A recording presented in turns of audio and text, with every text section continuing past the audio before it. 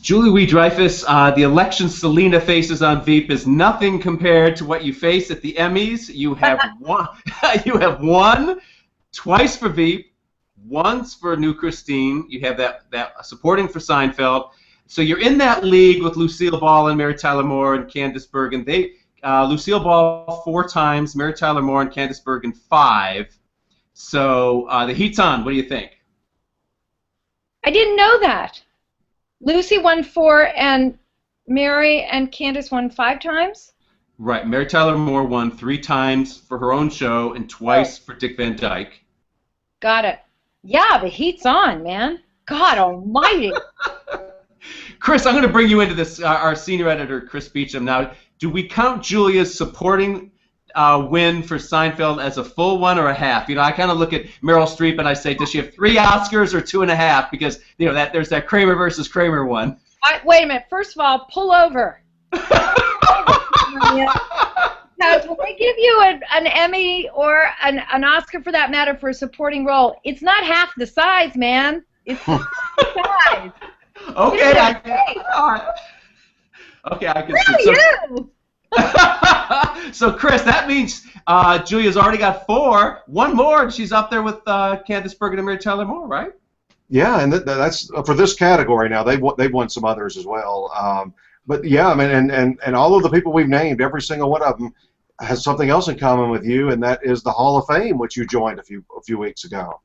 Yeah, isn't that wild? The whole thing is just so bizarre. Who would have thunk it? Who would have thunk it? But anyway, here we are. That's nice. It's nice to be in the company of those awesome ladies. And you know, think of who's not in the Hall of Fame, Julia. Jerry Seinfeld's not in there. Larry David's not in there. They only let like 6 or 7 people in. They don't let a lot of performers in there. So anyway, you're in there with Lily Tomlin and some major ones. I mean, Carol Burnett. It's great. Yeah, it's crazy. It's just crazy. So let's talk about your Emmy submission this year. I love it. You submitted Crate.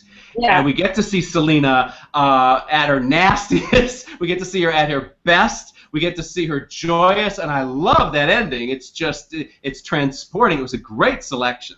Thank you very much. Well, it was a hefty show to do. It was a lot of, I mean, it was great fun to play, but it was a lot of work actually. And that scene that Tony and I had in the bathroom was not easy to do over and over and over again, as you might imagine. It was that sort of hysteria.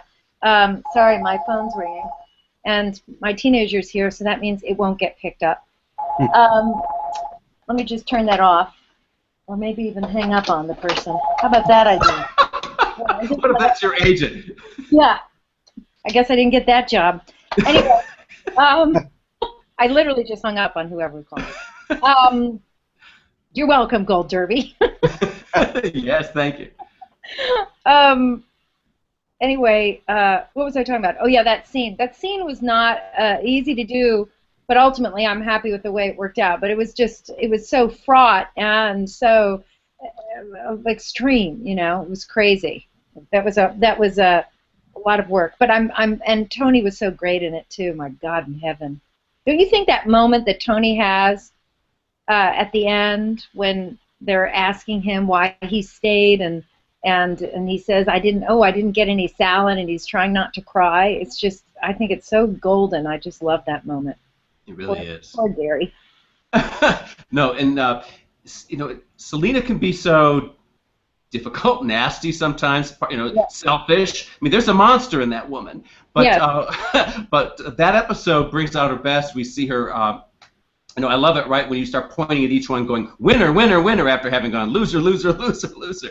We get to see her flip that way. Yeah. But let's talk about that. How do you get us to root for this woman, because she's often really awful? Well, I don't know, actually, Tom. I didn't go about working on a character. I'm not ever thinking, are we going to like her? Or is the audience? Let's think. Do I really? No, I really don't. I mean, I think that's not my approach. My approach is it funny? Is it real? And I feel as if it's funny and it's real, it will sell. I mean, none of the characters on Seinfeld were likable, and yet people seem to like them. But I mean, in fact, they were horrible to each other. They behaved badly all the time, and it was not a sort of typically they were not typically likable characters. Typically likable, but I think at the end of the day, if it's funny, well, it's funny, right? I mean, I don't know, and maybe you're somehow rooting for her in a strange, perverted kind of way. I don't know. You tell me. I don't know. I mean, but in playing her, I certainly try to be sympathetic to the role and understand why she is as frustrated as she is, and she's profoundly frustrated and upset all the time. Right, right. Chris, what do you think about all this? Well, I'm thinking back too. I mean, it's something about you because, like you say, you won for Elaine, an Emmy for Elaine, and she wasn't always all that likable. Yeah. Jason never could though, and he was unlikable on the show. But I'm thinking back over just the last decade. Steve Carell played an unlikable character on The Office. He never could win. Hugh Laurie on House never could win. So there's something about what you're doing that layers her, I think, where you still root for her, even though you may not like everything she says. Well, thanks. I'm glad you said that. That's nice. But like I say, it's not my intention. My intention is to just try to make her struggles seem real, and therefore we can laugh at it. You know, if it seems plausible somehow. You know. We have some good news for you, Julia, on the front of Veep in the race for Best Comedy Series. You know, the way we keep score and try to decide whether or not a show is really in the running or not is we look for those nominations for writing and directing, and Veep didn't have those in the past 2 years. This year it's got a writing nomination, and that's usually crucial to be able to win. Only one comedy series has won Best Series without at least that writing or directing nomination in the past, 20 years, and it was the year of Friends, the year that everybody knew it was going to win anyway. So Chris and I and our editors all think that Veep has a real shot this year, and in fact, many of our experts think you will win, and what we see now is a very close race between Veep and Modern Family and Orange is the New Black, so it's winnable. Wow, amazing. I mean, I would be just delighted beyond measure if the show won. Just delighted. It would be extraordinary, and to be in this fine company too, which is really, you know, I mean, obviously Modern Family is phenomenal, and so is Orange is the New Black. So but God, it would be so great if that could happen. How do you guys figure all this crap out? I mean, well, we start with what is an Emmy show, and it usually has to have snob appeal. Like, look at the show that's won the most Emmys of all. It's Frasier. It's a show about two snooty brothers arguing about opera and vintage wine, right? What Veep has going for it is like The West Wing, but with laughs, and so you have a kind of aspirational quality. Chris, you explain. You're better at this. Yeah, it's what I mean. That political environment, I think, makes it have a lot more class, a lot more prestige. I think that really helps out. And like Tom said, I mean, 2 days before the nominations even came out, we were all having a chat, and we said, you know, if Veep could finally get a directing or writing nomination, I really think it could win this year. Wow. Well, I hope you're right. That would be a thrill for all of us. God knows. It would just be an extraordinary thing to have happen. I think that you guys would know, but I think Seinfeld won once or twice the show. Not very much. It won once. It won what in its third year, Chris? I think. Well, I don't even know how you count those first two as seasons, but yeah, the third time you were eligible. But what happened after that, though, you know, as you well know, I mean, Frasier came along the next year and then just dominated during Seinfeld's peak years. Yeah, they blew us out of the water. I do remember that. Yeah. And what I was going to ask about your writers, you know, being nominated, the episode they're nominated for is Special Relationship. What did you think about that particular one this year? Well, I love that one. We shot it in London, and it was just so much fun to be on UK soil in that huge church with that massive hat, making fun of the British making fun of us, and we had the marvelous Darren Boyd, who played the God, I can't remember his exact title, but anyway, not the Prime Minister, but the Deputy Prime Minister or something. And he was so amazingly passive-aggressive in the part, and in the best sense of passive-aggressive comedy. He's an incredible actor, and so it was great fun because, by the way, all of the writers on Veep are British, and so it was really fun to be on their turf shooting the show. It lent I don't know what, a certain je ne sais quoi to the work, honestly, because they know their country very, very well. So it was, all that stuff with Danny Waugh and not understanding the guy, that came all out of them, obviously, and I love that show. God, that show was funny. And Chris Maloney was so funny in it, too, as Ray, Crazy Ray. Anyway, it was good fun. I hope we can go back there again. It was a gas to work there.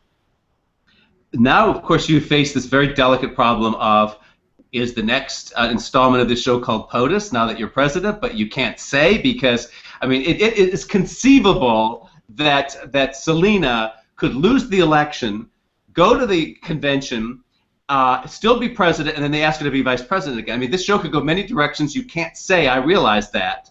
Right. But at what point will they announce what the title of the show is going to be next year? I think that you'll just see it all as it unfolds in real time when it airs. I mean, nobody's going to know anything until it actually, that first episode comes up. Then you'll see what's going down. Okay, and the first episode might still be of a show called Veep, or do we even know that? I'm not going to say a fucking thing. Okay. All right, I want to ask you this, Julia. Do you ever, and I know the answer is no, because anybody we've ever asked this question to, the answer is always no. But do you ever watch the episodes that are nominated against you for Best Lead Actress? No. Okay, so we challenge you to do this. Your sons are really good at the internet, right? They could download them for you, load them up on your computer, and we have the episode titles at Gold Derby on the homepage. There's a little box up on top. Click that, and then you can actually watch what the judges are watching against you, what Taylor Schilling submitted, what Melissa McCarthy's got, and it's always a fascinating experience to see your own race if you care. And Chris and I, we all at Gold Derby are fascinated with this stuff. Would you ever do that? Yeah, actually I might, except it just might cause me a lot of anxiety, but I might do it. I mean, have you watched all of them now? I watched most of them. Chris, how many have you watched? Chris helped Amy Poehler pick her, so if Amy beats you, Julie, it's Chris's fault. I thought Amy had a shot last year because we helped her on a loophole pick a double episode. And of course, you're good friends with her. She presented you for the Hall of Fame a few weeks ago. Yeah, I know. I adore Amy. And I think she deserves every award in the book. That's the truth. But have you seen all these episodes or no, not yet? Well, I've started with the guest stars. I think I'm done with those. I've been working on supporting, and then remember, there's like how many? Let's see, 72 episodes we each have to watch. That's a lot. So I haven't gotten to the leads yet, other than yours. But I've watched the ones up against you, Julia, and I can tell you that Lena Dunham is really good in hers, but she's really too kind of bitchy. Taylor Schilling's episode is very good, but she only has kind of two little big scenes in it. Who else? Amy Poehler's is great. Amy's, there's a parallel between hers and yours that's fascinating because she has a recall vote and she's voted out of office. So there's that moment in Crate where Selina finds out that this conversation's been overheard, it's just leaked out, she's never going to become president, and you have this great reaction dramatically, actually. In her case, she loses. It's the same thing. All her political dreams are dashed. She's never going to have the life ahead she wants. And in her case, because the show has a lot more comic timing, it's handled a little more lightly. She gets drunk, but it doesn't have the gravitas that yours has. Well, I don't know how to respond to that. I don't know. I mean, I'll watch it. I haven't seen that one, so I'll watch Amy's for sure. I'm such a huge fan, obviously. But, yeah, maybe I'll watch them all.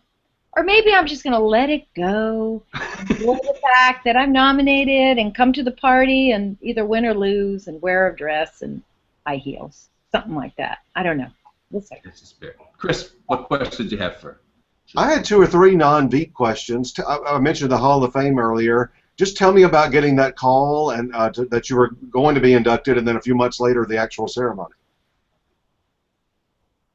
Well, to be honest with you, I was really surprised that I was, and this is not false humility. I mean, because the company I was in, it sort of felt like, are you guys sure about this? I mean, the guys that were nominated or inducted that night were, I don't know, just sort of seemed more, it seemed more appropriate somehow. But I was very somewhat daunted by it because it seems like such a big deal, and because it is such a big deal, and then going there and trying to come up with a speech, and you know, it's hard to I don't know what, sort of evaluate your life, your career. I mean, I don't even know how to begin to do that. I'm still in the middle of it, so I don't know. You know, that's a really overwhelming task to me. So I was quite sort of shocked by the whole thing, but the night of, it was actually a really good time, and Amy was there, and we were laughing it up, and it was really, actually, it ended up being a really fun party. But I was just like, I kept wondering, are you guys sure? And I was going to actually make a big bit about that, and I didn't. I probably should have, you know, like, what's wrong with this picture? Why am I here? But anyway, whatever. It's an extraordinary honor. And they make a bust of you, which I haven't seen. Oh, yeah. Yeah. I've been watching this since, I've got them all recorded since like the first one in '84, I think it was. And every year is that way. Don't feel like you were in a weird company. They choose like 1 or 2 actors, maybe a producer, a news person, maybe an executive. You know, they do a wide variety of types of people. Oh, I see. I wish I'd talked to you beforehand. I would have felt a little bit better about it, because it did feel like it's sort of incongruous. But anyway, God bless America. I'm thrilled to be in. Well, all the ladies we mentioned roughly were right in your age range when they went in. Maybe Lucy was a little older, but Carol Burnett, I think, was right at 50, and Mary Tyler Moore was maybe late 40s. I mean, don't feel like it was. I think we all agree you were totally deserving of it, and I hope you'll use your powers for good and not evil. I really cannot confirm that I will be doing that. It's possible it's all for evil. Help Jerry and Larry get in. I think they deserve that, especially now that this is the 25th anniversary of that show. Yeah, I know. No kidding. They do deserve it. They do. I don't know how I help. Do I vote? Do they have a voting thing now? They have a little committee. You know, it was funny. One year Carol Burnett joined that committee, and most people do it like for 1 year. It's a lot of work. And lo and behold, the inductee class, the year she was on the committee, included Tim Conway and Harvey Korman. So you can use your powers for good if you join that committee. Oh, no kidding. Mm-hmm. You might yourself just get inducted. You never know. Gold Derby. Put Tom in before me. He actually wrote the book on the Emmys. So. All right, Tom. Hey, by the way, Julie, we love the shout-out you gave to Gold Derby at the TCA Awards. Thanks so much. You're welcome. Do you know the backstory of that, though? One of the TCA board members, who will go nameless, called us a bunch of morons at Gold Derby. He tweeted it out because we were talking about the TCA Awards and he didn't like what we said. So that started this mini war. I confronted TCA weeks earlier. Weeks earlier. So I confronted TCA and said, "Do you let your board members behave this way?"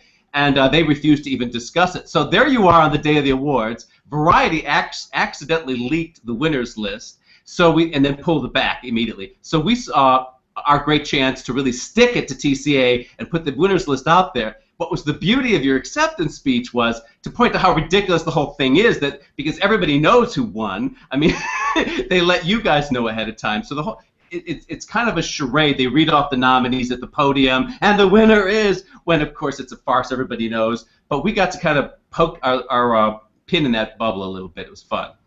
Well, it was fun. It was fun to be able to make that joke. I'm sure that TCAs were not happy about it, but you know, it was out. It was out. It was out. So, so I did get. Anyway, it's fun. I'm glad you got a kick out of it. I'm sorry they called you morons or whatever they called you. We know their awards more than they do. Chris?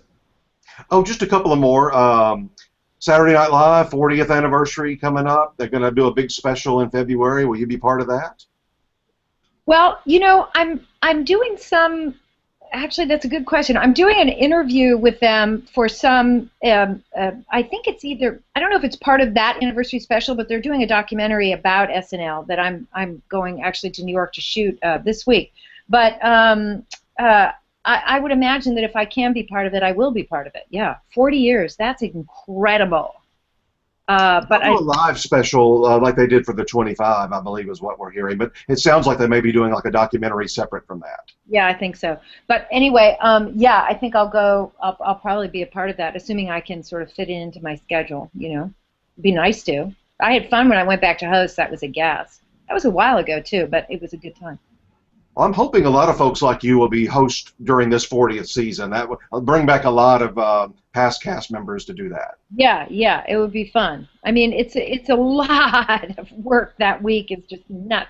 But both times that I went back to host, I had a ball. So yeah, why not? If it can work out, it's just a question of the time. If anybody had, Julia, if anybody asked you to host the Emmys, Marcus in our chat room, our senior editor, wants to know: would you accept the job? Because that's so much pressure. Would you do it? Yeah, I don't think I would. And I mean no disrespect, but that is not something that I feel like I've got enough on my plate, and it is a lot of pressure. And I mean, I think Seth is going to be amazing because he's sort of. His personality is a good fit, and he's got a wry sense of humor, and I don't know, I think he's just got just the right tone to his style of performing that'll be really good for it. And of course, when Amy and Tina host the Globes, it's great fun. They're sort of a pair, and that's perfect. But I think it's not something I would really entertain, to tell you the truth. That's a hard nut to crack. I do have an Emmy idea for you for that ceremony this year, though. Oh, yeah? What is it? Tell us. Get your reps on this if you think this is good. You and Kevin Spacey had pretty much the same arc this year. You start the season as vice presidents, and in the finale you end up as the presidents. So I think the two of you should present an award together. Oh, okay. That's an interesting idea. Many years ago, over a decade ago, Dennis Haysbert from 24, the president, and Martin Sheen at the same time, they presented together. Oh, from really? The West Wing. So yeah, I think that would be fun. Mm-hmm. Yeah, that's not a bad idea. Okay, food for thought. Food for thought. My only other non-Veep question, we heard from the Film Academy 3 or 4 weeks ago, you're becoming a member of that. Yeah, I just got my card in the mail. Are you prepared for the onslaught of DVDs this holiday season? Bring it, baby. Bring it on. I'm totally prepared, and again, very honored to be a part of that group. And yeah, I can't wait. I'm so thrilled to get to vote and do all that sort of stuff. Yeah, it's cool. Really good. Well, the really cool thing is you get the Oscar movies, on DVD at home. All your friends and relatives and neighbors will be jealous. They're all going to try to steal those things because you're going to have, all those gems. Right. They're not getting any of it. Staying right. No selling those on eBay. You'll be kicked out of show business. Right. Exactly. Ugh. Okay. Well, we'll wrap it up here. Thank you so much, Julia. Thank you for chatting with us. Good luck. You need that 5th one to put you in the league with the big dames, so we're rooting for you. Hey, does anybody have 6? Overall, Cloris Leachman, I believe, is at 8, but hers were for a wide. They weren't all like in one category like you're building up right now. They were over a large. And Mary actually has, I think, Mary and Ed Asner, I think, have 7. We're talking about performance Emmys. I mean, like Tina Fey has 8 already, but they're from producing and writing and all kinds of things. But just talking about performance, right. I know Cloris is in the lead, and then Mary and Ed are right behind her. Oh, I see. Okay. All right. Well, still a big hill to climb. So that year, Mary got 7. It was for a mini-series, and she actually, when she's at the podium, said, "Sorry, Ed," because she was tying him. So. Oh, really? Mm-hmm. Oh, how funny. God, you guys just have all this info. It's absolutely amazing. And the reason she knew to say sorry, Ed, is I had a big article in the LA Times that morning about her tying Ed Asner, so I know that was her tip. Oh, I see. Cool. They get it all from us. Yeah, cool. All right. Well, fingers crossed, and we'll see what happens. I'll see you guys there, I assume. Are you going to be at that party, or I'll probably run into you at all the various fancy things? Yep, we'll be around. We'll check you out. Okay. Thank you Thanks, for having Julia. me on the show. Thank you, guys. Thank you. Thank you. Bye-bye. Bye.